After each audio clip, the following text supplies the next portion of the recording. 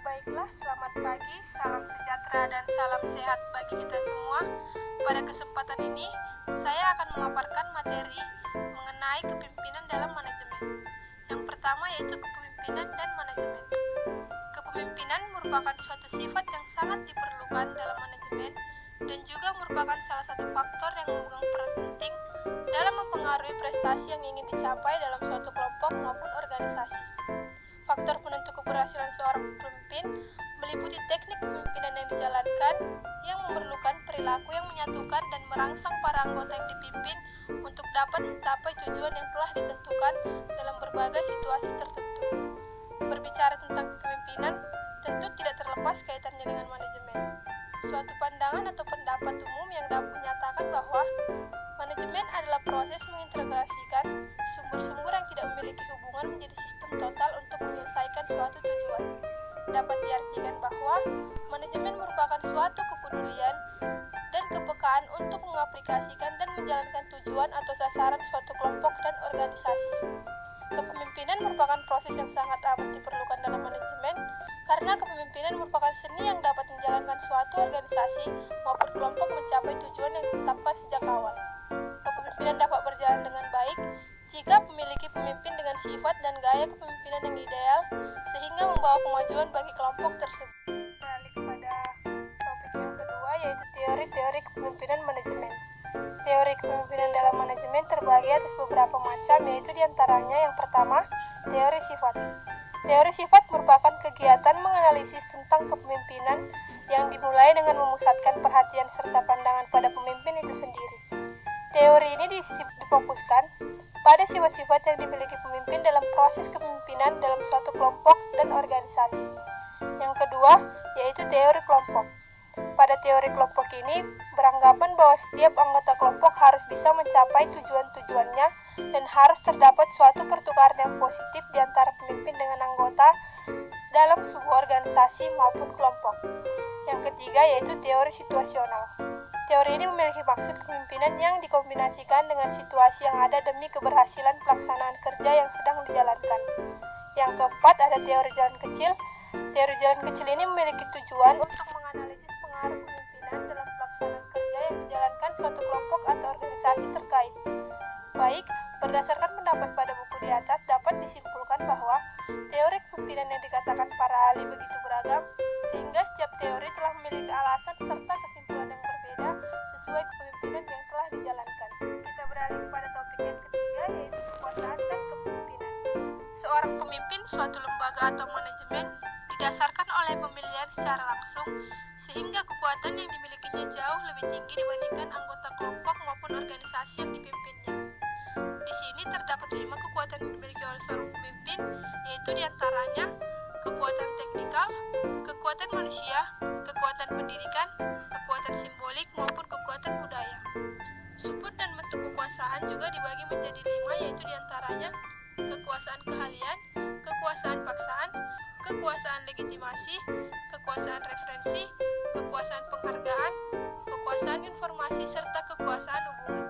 Sehingga dapat disimpulkan bahwa kekuasaan dalam kepemimpinan merupakan hal yang mutlak dimiliki oleh seorang pemimpin, di mana dalam pelaksanaan kerja demi mencapai tujuan, tentu adanya kekuasaan yang dijalankan seorang pemimpin baik secara kerjasama maupun sistem paksa. Kekuasaan tersebut diperoleh dari berbagai macam dan sumber perolehan. Kita beralih pada topik yang keempat mengenai gaya kepemimpinan. Mengenai tipe atau gaya kepemimpinan dan manajemen dalam pengambilan keputusan terbagi menjadi 5, yaitu yang pertama, tipe yang otokratisasi. Artinya, berdasarkan pada kekuasaan dan paksaan yang mutlak harus dipatuhi tanpa adanya proses konsultasi, dan pada tipe ini sangat sulit untuk menerima pendapat orang lain. Yang kedua, tipe yang militeristis.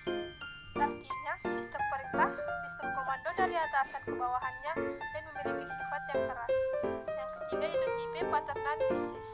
Artinya, melindungi bawahan sebagai seorang bapak atau seorang ibu yang penuh kasih sayang. Yang keempat ada tipe laissez-faire, artinya membiarkan bawahan bertindak semau sendiri, semua pekerjaan dan tanggung jawab dilakukan oleh bawahan. Dan tipe gaya kepemimpinan ini seolah-olah pemimpin tidak muncul karena memberi kepercayaan penuh pada anggotanya, dan pada gaya ini pemimpin tidak menunjukkan sifat yang berusaha sehingga tentunya tidak sesuai dengan semangat yang seharusnya tumbuh dalam suatu manajemen terkait. Yang kelima, ada tipe demokratis, artinya berorientasi pada manusia dan memberikan bimbingan pada pengikutnya. Dalam melaksanakannya, mana tipe pemimpin ini yang paling baik, seorang pemimpin harus memiliki keberanian atau kekuatan dalam menjalankannya. Nah, menurut pemaparan di atas, tipe atau gaya kepemimpinan tersebut tergantung pada sifat ataupun karakteristik yang dimiliki oleh pemimpin. Gaya kepemimpinan tersebut juga bisa menjadi faktor pendukung keberhasilan suatu proses kepemimpinan dalam organisasi maupun kelompok dalam menggapai visi misi ataupun tujuan bersama. Naik konflik dalam kepemimpinan. Konflik memiliki pengertian yang sangat luas dengan ruang gerak yang besar, yaitu dapat diartikan sebagai segala macam bentuk hubungan antar manusia yang memiliki sifat berlawanan. Konflik terlihat secara jelas maupun tersembunyi. Secara lebih rinci dan jelas, bentuk-bentuk konflik dalam suatu proses kepemimpinan terbagi menjadi 6 bentuk, yaitu sebagai berikut. Yang pertama, konflik dalam diri pribadi, dan yang kedua, konflik antara pribadi. Yang ketiga, konflik antara pribadi dalam kelompok. Yang keempat, konflik antara kelompok dengan kelompok. Yang kelima, konflik antara kelompok dengan organisasi. Dan yang terakhir yaitu konflik antar organisasi dengan organisasi. Konflik dalam kelompok ataupun organisasi tentu saja dapat menimbulkan beberapa hal, baik dari segi positif maupun segi negatif.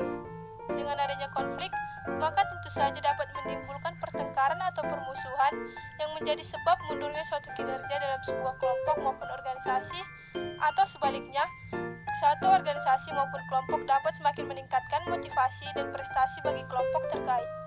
Konflik yang terjadi dalam suatu kelompok akan membawa suatu kesan dalam pikiran seseorang bahwa dalam hal apapun itu dapat terjadi pertikaian antara beberapa orang bahkan kelompok.